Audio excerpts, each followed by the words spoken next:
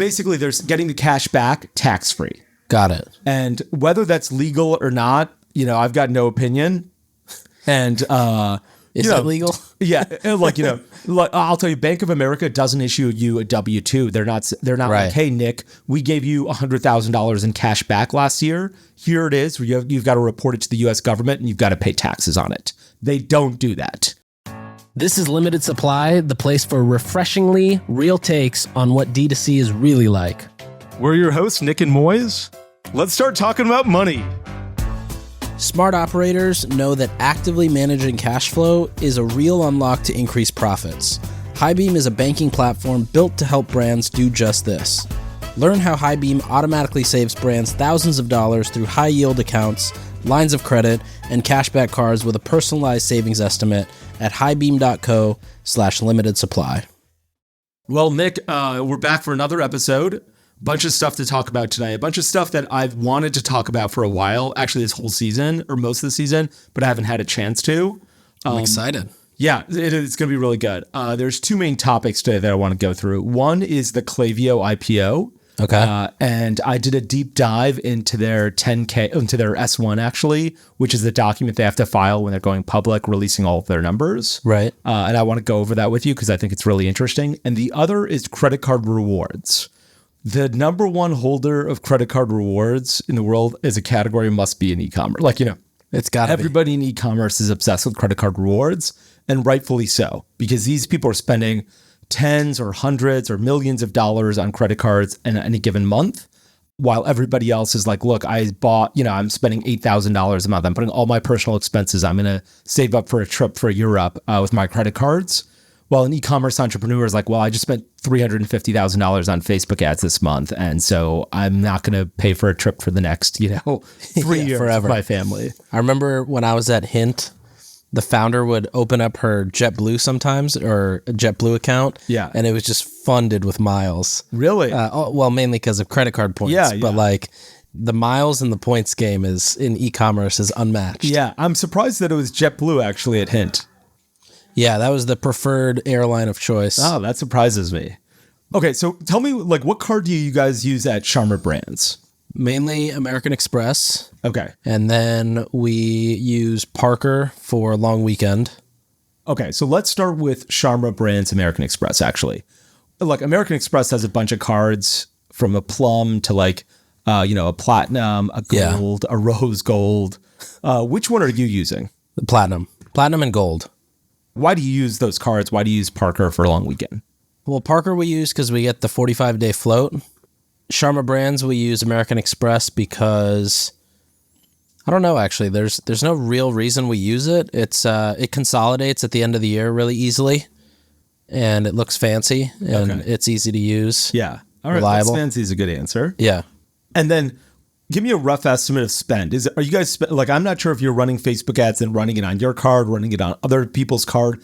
Are your business expenses south of $50,000 a month, north of $50,000 a month? How much are you putting on that card? On Amex, probably 50 to 70 every single month. Yeah, that includes because we have a good amount of contractors we pay through card, as well as some international payroll that we pay through the card. Wow. Okay. Yeah. What then? You use Gusto? You can't use Gusto to do that. You're using sometimes they'll just invoice us through QuickBooks. Okay. And then for Canada, we use remote.com, which we can also just pay off from the card. Well, Amex Gold is a fantastic card to be using. Amex Platinum is generally a terrible card to be using. I think of this in two different tiers. If your answer is, I want to maximize cash back, that's an easy answer because the answer is the most dollars cash back from a percentage of spend is the best card, right? Mm-hmm. If you're I'm trying to maximize points, but I live in Atlanta and I only want to fly Delta and I really care about Amex lounges because sometimes I fly into Dallas and I want to be able to go to the Amex lounge. Now it's a little bit of a tougher conversation because you might be I only want to fly one airline. That airline has a hub where I live. I really want to get an upgrade and the only way to get upgrades is to get status. If you're trying to maximize hotels or airlines, it's a little bit different. If you're trying to maximize cash back, there's only one answer. And that answer is a Bank of America card that offers you 2.62% cash back on all spend. Doesn't matter what category it is. It doesn't matter if you're spending it on Facebook ads, remote.com. It doesn't matter if you're spending it on, Turo or airline flights. You get 2.62% cash back with this Bank of America card. Wow. And no limit? And no limit. There's only one hiccup to this card, which is you need to keep at least $100,000 in a Bank of America account at any given time. That's the only limit. It's the bank. I think it's called like the Bank of America Unlimited Cash Rewards Card. But if you keep $100,000 in your bank account, you get you only get like 2% or something like that, or 1.75 or something like that. But you get a bonus if you've got $100,000 sitting in a Bank of America account. Got it. And then they start giving you 2.62% cash back. Wow. And that's an unlimited amount of cash back. That's an unlimited amount. Is that what you use?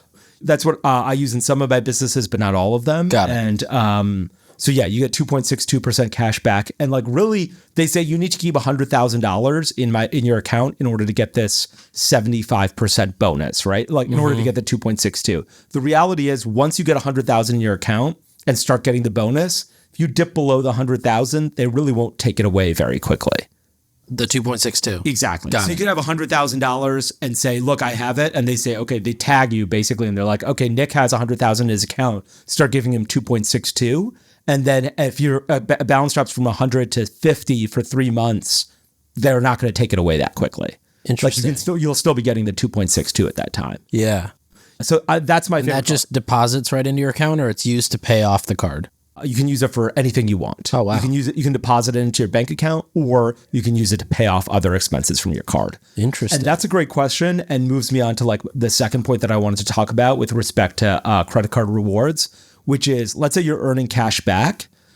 There's a lot of like questions as to whether or not that cash back is tax-free or not tax-free. And the answer is supposed to be, let's say you're buying a Facebook ad and you're getting 2% cash back, right? So you spend $100, your actual expense is $98. And so the reality is you're supposed to expense the $98 and not the $100, and that 2% cash back is tax-free. Most people are expensing the $100 that they spent on Facebook, not that $98, and they're keeping that 2% tax-free, and they don't pay taxes on it. Got it. But so basically, they're getting the cash back tax-free. Got it. And whether that's legal or not, I've got no opinion. And is that legal? Yeah, I'll tell you, Bank of America doesn't issue you a W-2. They're not Right. like, hey, Nik, we gave you $100,000 in cash back last year. Here it is. You've got to report it to the U.S. government, and you've got to pay taxes on it. They don't do that. So you can get all the cash back technically tax-free. Huh. And whether, I think you're supposed to report it or whether you're not supposed to report it, I'd be surprised. Before the Wayfair decision, let's say you bought something from, Hint, and it was delivered to my home in Florida. I was technically supposed to pay sales tax. I was supposed to go to the state of Florida and say, hey, I bought something online. You didn't collect sales tax. Here's the sales tax that I was supposed to pay for this purchase of a case of Hint. Nobody did that, right? You never bought anything online and then went to the state government at the end of the year and said, hey, I didn't pay this sales tax. Here it is. You're just like, fuck it. That's now I'm not going to pay that. Right. Generally, I think that's what's happening with cash rewards. Nobody's paying, income taxes on cash rewards. Right. So the 2.62% cash back that you're getting is kind of like 4% cash back if you're in a high tax bracket. I see. Because you get it tax free. Right. Like let's say you earned, I paid you $100,000 to do a bunch of work. You'd have to pay taxes on it. You'd end up with $50,000. This 2.62%, you're getting tax-free. So like pre-tax, it's almost like getting 4% cash back. Does that make sense? Yeah, that makes a lot of sense. So that's why it's an amazing card. It's 2.62% cash back. The other thing you asked is like, what can you do with that? Can you just pay off business expenses or can you get cash out? What you don't want to do is pay off business expenses.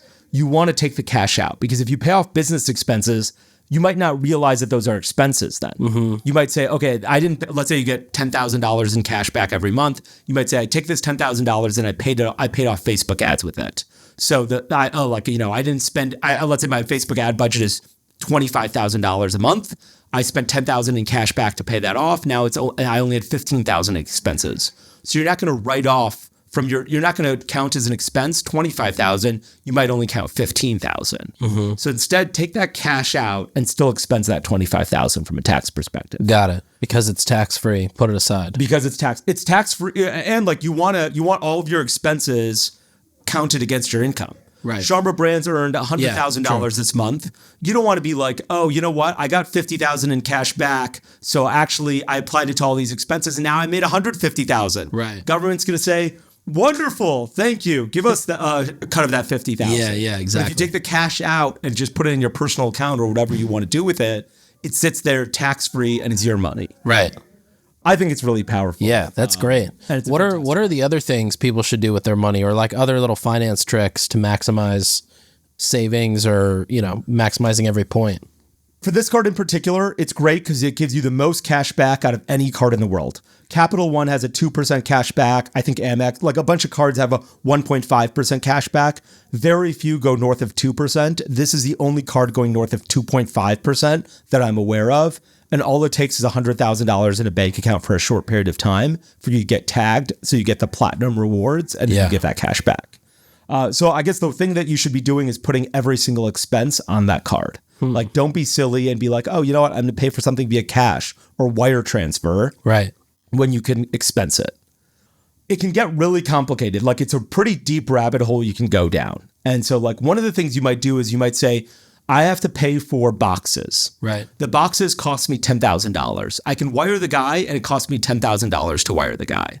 Or what I can do is I can pay via credit card, but he charges me a 3% fee. Now there's a lot of math to do because you could say, okay, so now I have to pay him $10,300 because I got to pay that 3% fee. Well, if I pay via wire, it's $10,000. If I pay via credit card, it's $10,300. But I pay via credit card and I get 2.62% cash back, right? So I paid $10,300 and I got 2.62% cash back, which is $270, let's say. Okay, like I got $270 back. Well, I paid a $300 fee and I only got $70 cash back. So that's actually not good, right? I lost that $30. Right. But the difference is here, that $270 comes back to you tax-free. Right. And you get an additional $300 tax deduction because you paid an additional $300 fee. Right. So you get this $270 tax-free and you get an extra $300 deduction over here. Right. So that $300 deduction, depending on your tax bracket, might be like, well, now I would have paid 40%, 50% income tax on that because you live in New York or California or something like that. So that $300 is actually $150 in income, and I got $270 here tax-free. Right. And so it can get very complicated, so much so that you might start saying, I'm going to start paying a 3% fee with my credit card because economically it works out better for me because based on the tax bracket I'm in and based on the state that I live in. Yeah, that makes a lot of sense. It's bananas that it could be that way, but it is that way. Going back to that Amex Gold, which you were talking about, so I'm going to move off of cash back and move to credit card points. Amex Gold, like if you look at e-commerce fuel, everyone loves Amex Gold because you can get 4 points for every dollar you spend on Facebook ads, up to $150,000 a year. Right. So let's say you spend $150,000 a year on Facebook ads, you get 600,000 points. 600,000 points is a lot. That's a lot of points for $150,000 in spend. But once you get to 150,000, they say you only get 1 point. You don't get to 4 any longer. So a lot of people will have 2, 3, or 4 Amex Golds. One in my name, one in your name, one in your wife's name, one in your mother's name, one in your sister's name. Everyone's got an Amex Gold. You're sort of like after, let's say you're spending $600,000 a year in Facebook ads. You get one in your name, one in your sister's name, one in your dad's name, one in your mom's name. After you spend $150,000, you stop using yours and you could use your mom's. After the next $150,000, you stop using it, you use something else. Yeah, I've done this before. You've done that? With who? With which card? With the gold. Really? Yeah. Okay, so you're maximizing points on the gold. Yeah. Okay, gotcha.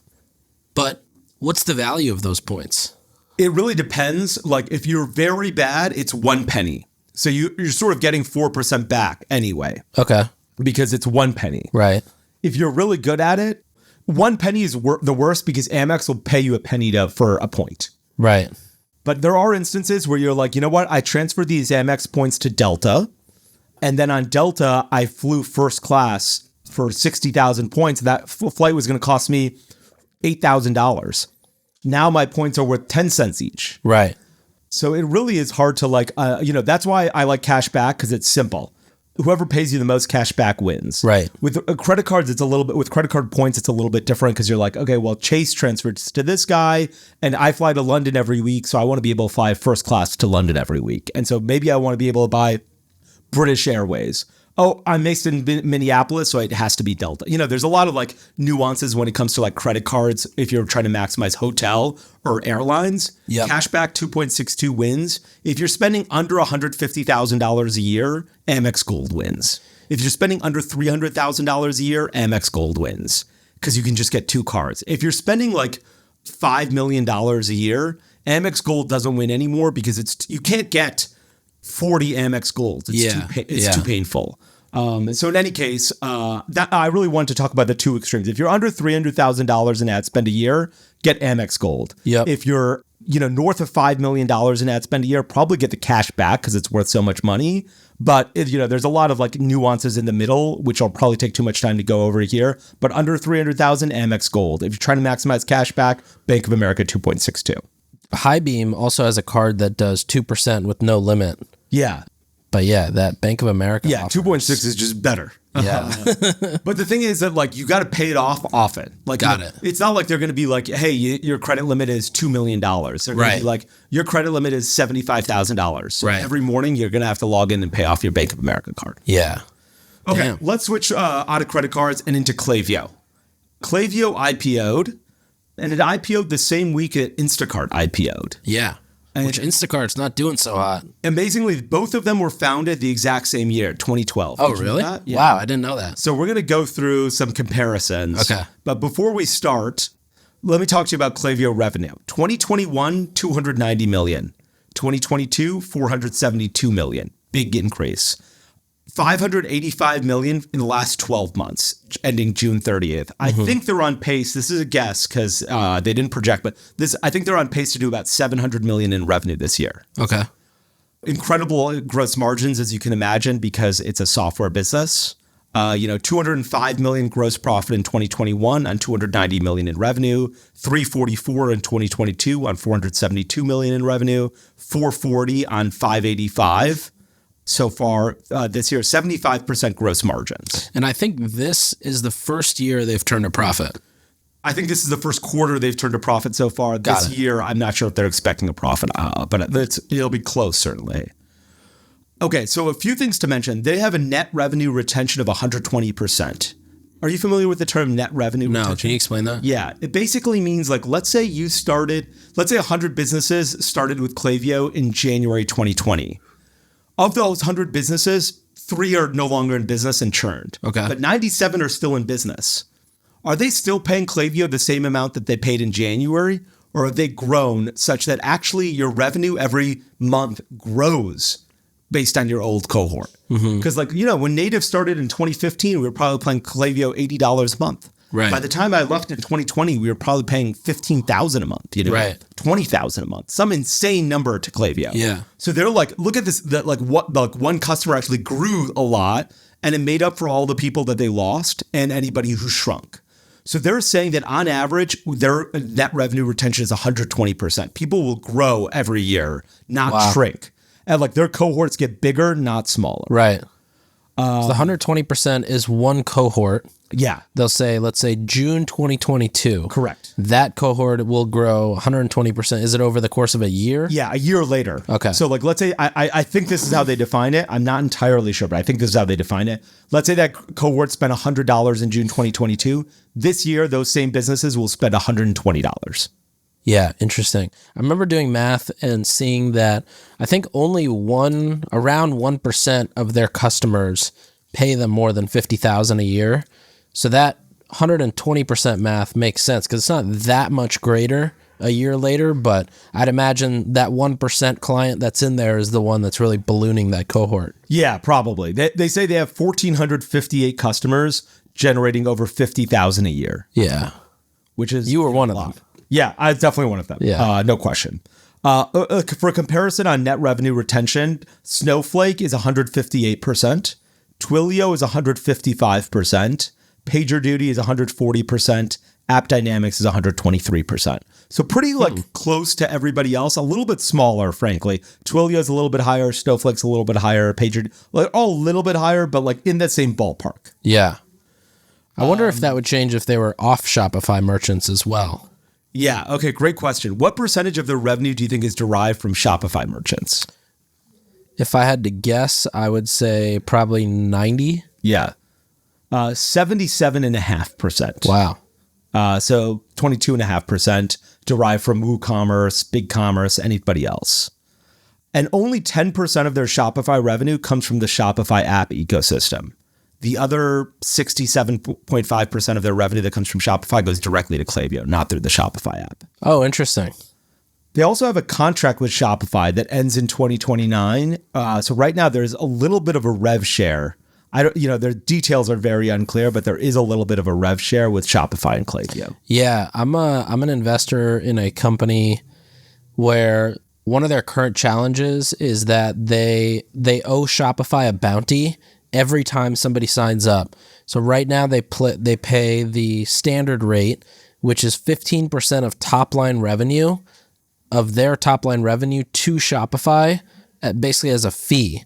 Whereas a company like, another Shopify app that we're both in, they only pay a $20 bounty per install versus a percentage of top-line revenue.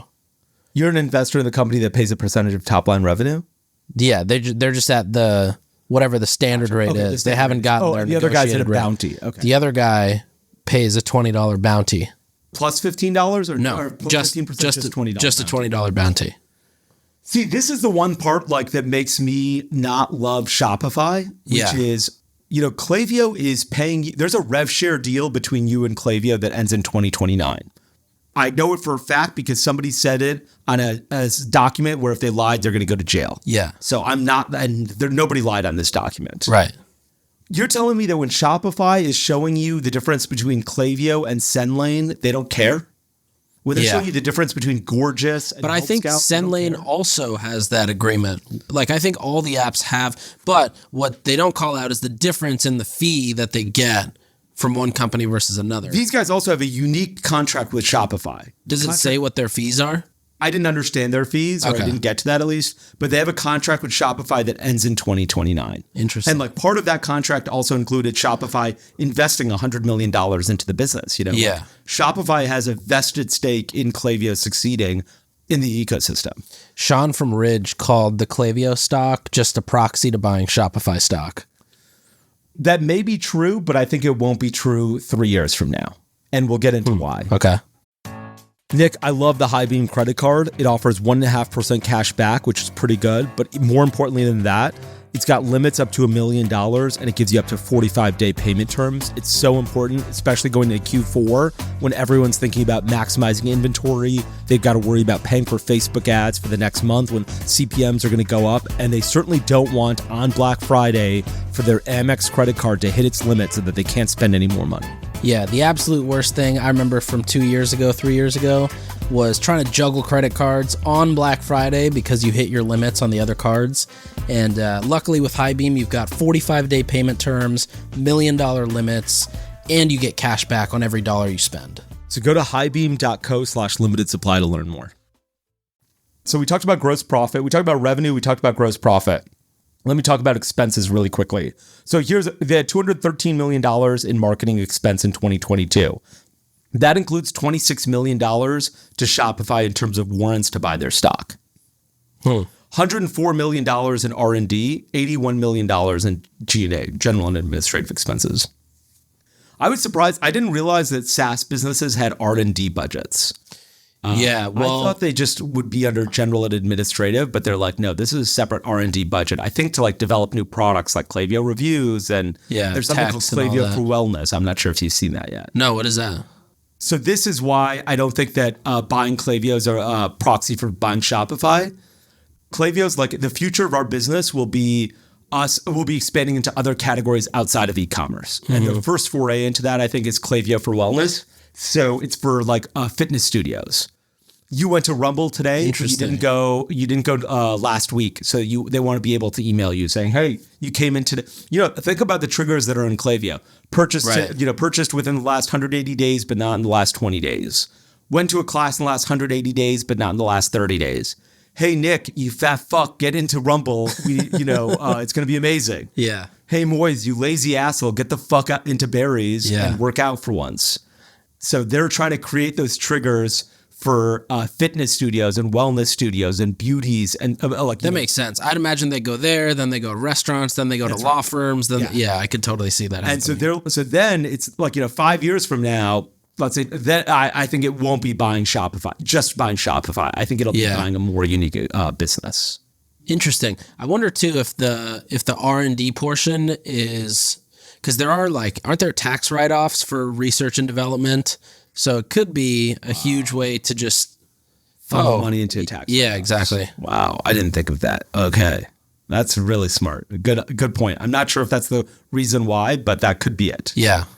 Okay, the other thing they talk about is CAC payback period. How much do they have to spend in how long does it take for us to earn back the marketing expenses it took to get you as a customer? Mm-hmm. Any guess on how long their CAC payback is? Is it based on months? Yeah. 6 months? 14 months. Wow, that long? Which is a little surprising to me. Does it share their LTV? It didn't share their LTV. Oh, interesting. I think the really hard part for me is not understanding what their CAC looks like. Is it primarily marketing expenses, or are they doing commission affiliate revenue all over the place with agencies? I mean, they definitely do that. They definitely do general sponsorships. They definitely do ads. I would imagine too, the events they put on are all under that budget. That's a good point. I really wish that if you logged in, it would say that, hey, we're paying a commission to somebody else on your account. Yeah. One of the things that when Native switched to, from WooCommerce to Shopify, I think our agency took a portion. It may still be getting a portion of the revenue that we're generating from that subscription stuff. Shopify just pays them on the back end. And that is so fucked up because not for Shopify, but for subscriptions. We switched to Recharge, and I think Recharge is paying that agency. It was called. It was a terrible experience working with them.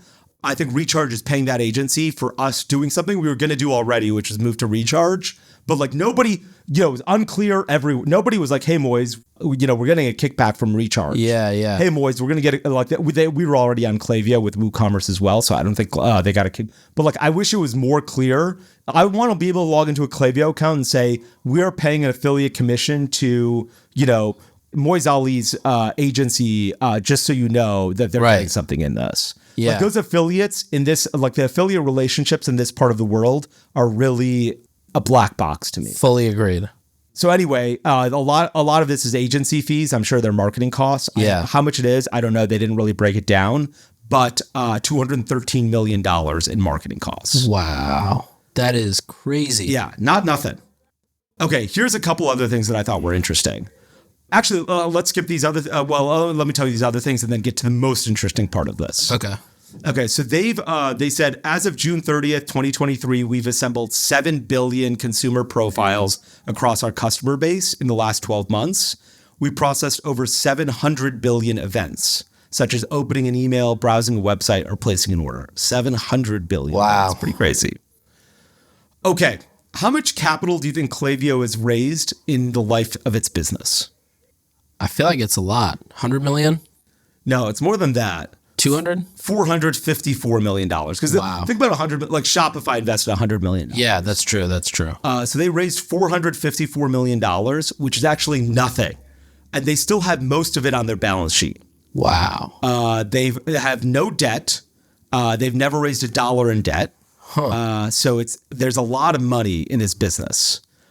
Amazingly, Shopify bought $3 million in shares at $33.87 a share, which is more than what Klaviyo trades at today. Right. So they actually overpaid for Klaviyo stock a year ago.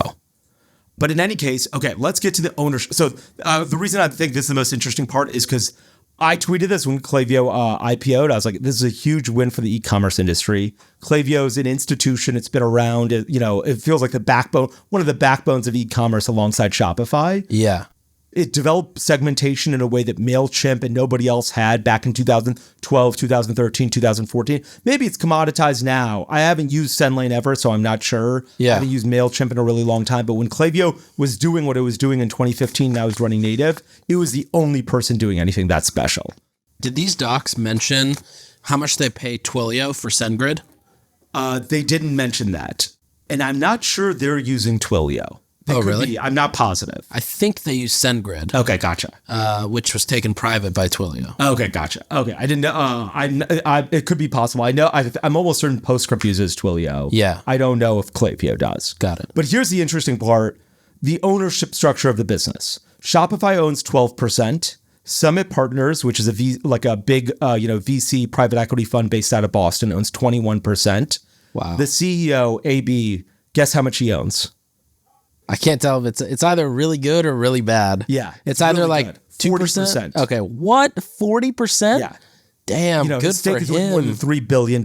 Yeah. Because he ran this business super capital efficient, was really smart about raising money, maintains Wow. control of the I business. feel like the average for an IPO is like what, 10%? Yeah. Maybe less? Yeah, in fact, that's what's so special about this. And I tweeted that when we IPO'd. I was like, Klaviyo's a win for the e-commerce industry. Shows that businesses are still backable in e-commerce. Yeah. Even though this is SaaS, I granted this is SaaS. Shows that like you can still have huge ownership stakes, and shows that everyone can make a fortune. Not like, millions of dollars, but billions of dollars in this business.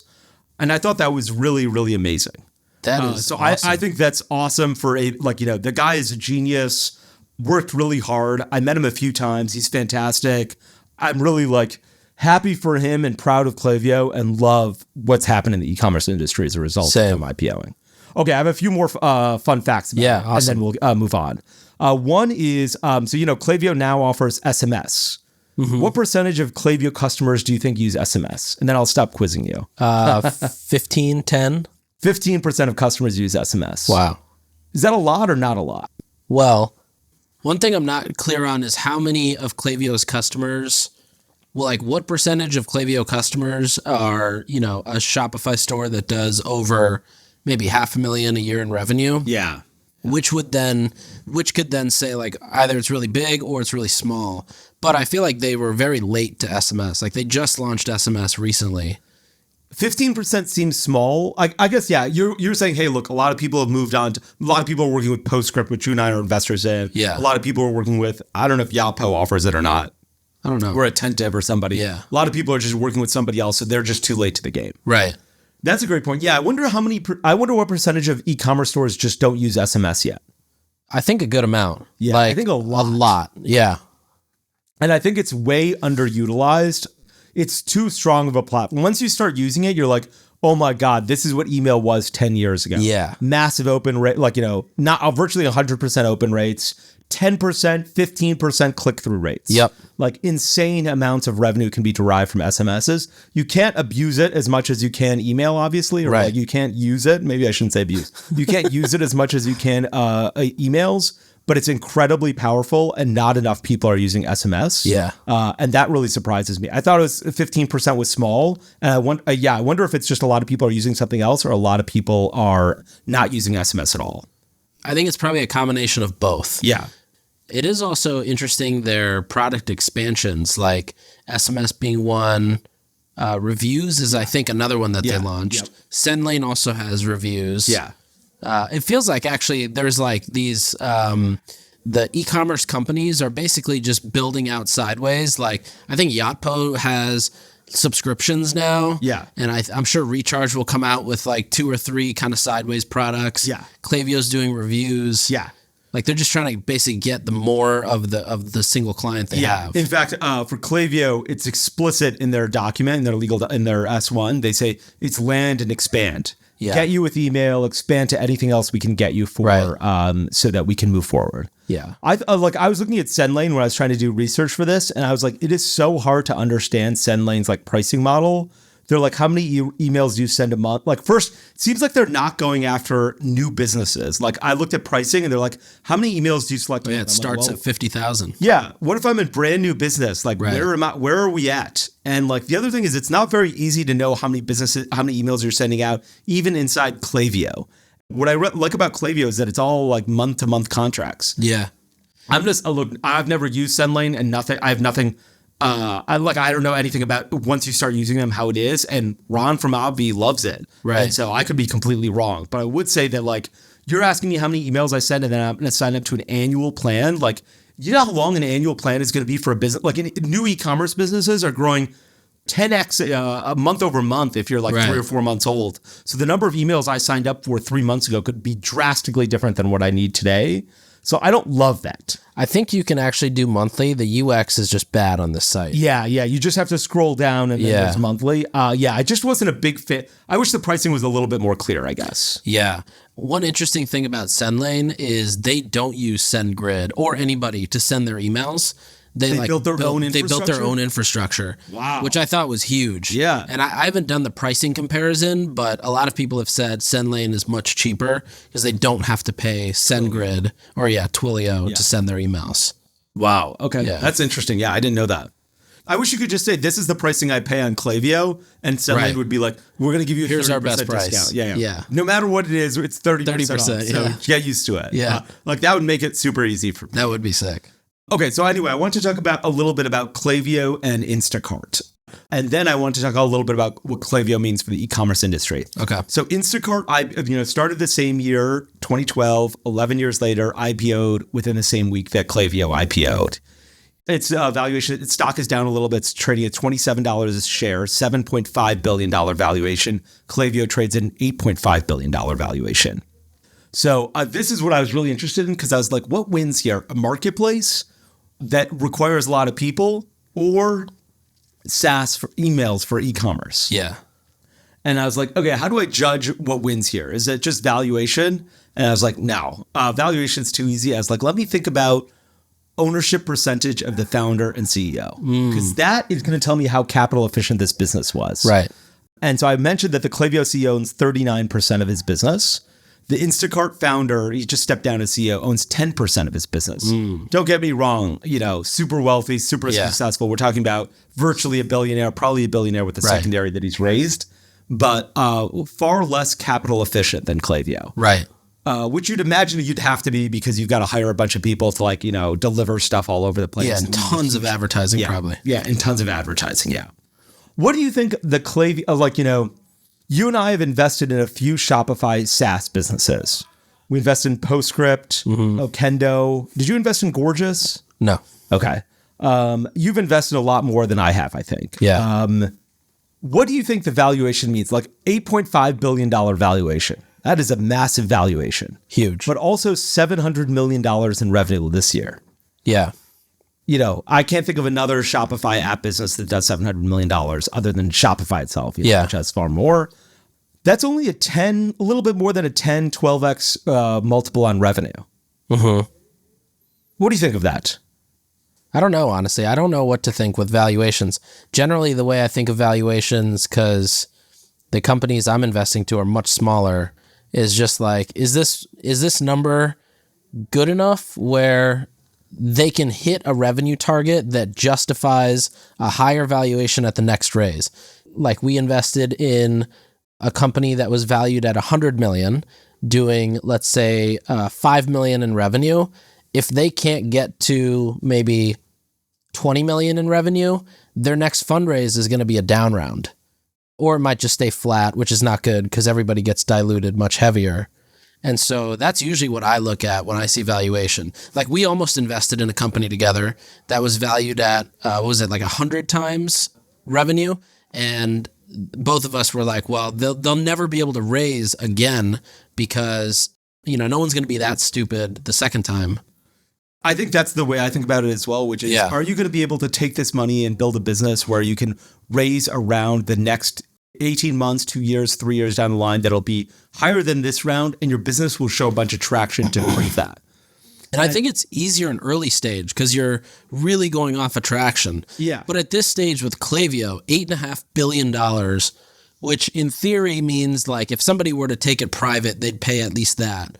But like, does this mean that over the next X amount of years, it'll fulfill its $8.5 billion valuation? Well, I think that's the bet you make when you buy the stock. They will do that. But I think that you're right. Like, late stage valuations are easy because there's so many people to compare it to and the market is so efficient. There's so many really bright people who have done genuine analysis, not like me reading the 10K, but like spreadsheets forecasting who else is going to sign up, what's your churn going to look like. And there's, it's just smart money, hundreds of billions of dollars chasing this. So someone did the math and they're like, should we invest in Instacart or Klaviyo? Oh, the Klaviyo business looks a little bit better right now. I'm sure someone has done that math, and like that person has a PhD from MIT probably. Right. I think you're right that in the earlier stages, it's much harder, but I think that valuation, like, a lot of people raised in 2021 when you could raise 75x your ARR. Yeah. This business, which is probably after Shopify, the best business in e-commerce, is at a 10x, 12x ARR. Right. Where like that business that you were talking about, I think they were like, they did $1 million in ARR and were trying to get $80 million or had an $80 million valuation. To grow into that, they have to grow their top line 8x sort of to get into the same multiple as Klaviyo. They may be able to raise another round. I just don't know what happens because you're going to get so diluted. Like, let's say that business goes from 1 million to 700 million in revenue. Right. 700x its top line. Bottom, like if its valuation goes up 10x. Right. If the top line 700x's, the valuation could go up 10x, maybe 12x. Right. And you'll be diluted along the way a fortune, Yep. And that's what gets me worried at early stage high valuations. Yeah. And I still see that. Like there was another business on Saturday, I was talking to a guy that we both know, and he was thinking about investing in this business, and he's like, it's got a 25, 30x ARR. And I was just like, how does this business make sense a year and a half from now? Yeah. And that does have me a little bit like, I think Klaviyo is an amazing business because I think it generates a fortune in revenue. It definitely does. I think it has a strong moat, which is like the switching costs. Once you're on Klaviyo, you know how hard it is to switch your campaigns, audiences, your flows. You know how hard it is to switch a flow? It's fucking like so painful. Yeah. And so I don't know any other Shopify app businesses that are as strong as Klaviyo. And these guys traded 10 to 12x. And SendLane seems to be coming from them. People seem to love SendLane. I'm not sure how other smaller businesses how they're going to be able to grow into it. And, they've got plenty of time. They're small businesses. If you're doing 100,000 ARR, I don't expect you to raise it $1 million valuation. I expect you to raise it a 5 or 6. I just don't expect that at $2 million in ARR, you're like, great, I want a $200 million valuation. Yeah. I think the other thing too is a lot of the early stage investing, a lot of the stuff we look at or get sent, a lot of it only makes sense if you're a $1 billion fund and you're looking for one winner. Yes. But if it's you and I and we're taking money from our savings account and transferring it into basically a bet on a business, then that eliminates 98% of those companies from being realistic to invest in. That's right. This only works if, you invest in company X and it, out of the 25 that you threw, $500K into, this one went and IPO'd and that returns your fund many times over. Yes, you're absolutely right about that. Okay, that's all I got. I guess I'll let me wrap up with one more comment about Klaviyo, which is AB now has he owns the majority of the business. Like he can control the business because he's got super majority voting shares or super voting shares. Like every vote he casts is 10 votes of anybody else. Wow, which is pretty common. Like Zuck has that. It's not that uncommon in tech businesses any longer.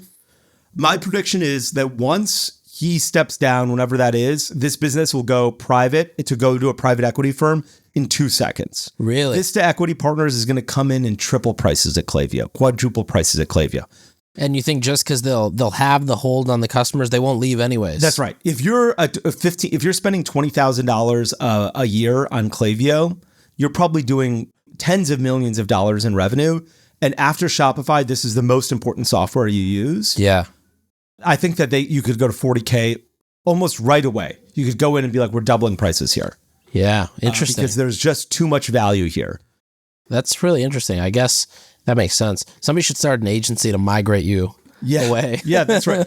I honestly think that a private equity firm will do it as soon as they might be able to do it today. Honestly, they might be able to do it today and say, hey, look, I'm willing to buy Klaviyo for $12 billion and then start doubling and tripling prices. I think that's a reason. And then go IPO again. Yeah, that's right. That's right. That's exactly what you do. Yeah. Like ShipStation was owned by Stamps.com. Yeah. This private equity firm bought them. I don't know if you've used ShipStation anytime recently. We used to use them in Native. They used to be like, $10 a seat. Anybody like, $10 a seat. Now it's like $10 a seat, 8 cents a package, and 3 cents every time you have an API call. Wow. And you're like, An API call, you're charging, like, it's not like 3 cents, but it's like, it is, it is now, every package you ship, you have to pay them more money. Wow. Every API call, you get, like, they'll try and tier your money at the enterprise plan. It's not $10 a seat anymore. And like Klaviyo isn't that way. It is tiered. Like the more emails, the more SMSs you send, the more expensive it is. But it's not so expensive that a business that's spending $20,000 a year probably wouldn't spend $30,000 a year or $40,000 a year because they're so bought in. Yeah, they're totally. so deep in the ecosystem. Right. All of their people have been trained on this. You can see the revenue being made. That's right. Yeah. And it's like retention revenue, right? So it's like, okay, great. At Native, at least it was like, okay, we're sending out an email, new sense. All of the customers that come and buy again, we don't have to pay Facebook acquisition cost anymore. We've already acquired these customers at super profitable revenue. And so I think that I think a private equity firm could do this right away, actually. Yeah, totally. I think you could offer $12 billion and probably make money. But I think that'll probably happen once AB steps down because somebody will be like, there's too much money here. Assuming Klaviyo is what it is and he steps down. Do you think they'll just triple prices on their own? No founder wants to do that because they're like, this is like, even at Native, people were like, why? Like now the prices are higher than when I was there. And I was like, look, this doesn't make me feel good. Yeah. And when you're the founder of a business, you can control pricing by being like, no. Yeah, exactly. That's true. And when you're when you're a publicly hired, like when you're the CEO that's a hired gun, you can't do that. Somebody's going to show you a spreadsheet and be like, look, bitch, we're going to make more fucking money. Your board is going to say, also, you work for me. Yeah, exactly. I'm going to make more money if you raise prices. If you don't want to raise prices, get the fuck out of here and I'll hire somebody else. Yeah. But when you're the founder, you just have so much credibility. Yeah. And you're just like, no. And people are like, why not? And you're like, I don't feel like it. Yeah. And that's it. That's the end of it. Don't ever talk to me again. If you have anything else to say, I'll fucking throw you out of this building. Yeah. And that's the difference between like a founder and like a hired gun. And I think that's what I don't think that'll happen right now. Yeah. Good point. Okay. Anyway, that's all I had for this episode. The next episode, what are we chatting about? We're going to be talking about basically all of the things to think about when you're launching a brand and some underrated tech in the tech stack that people don't really talk about, but makes a huge difference. Okay. Super excited.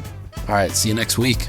Thanks for tuning in. We'll be back next time to cut through the noise in CPG, retail, and e-commerce. And if you enjoyed this episode, then why not share it with a friend? And be sure to subscribe wherever you listen so you don't miss the next one.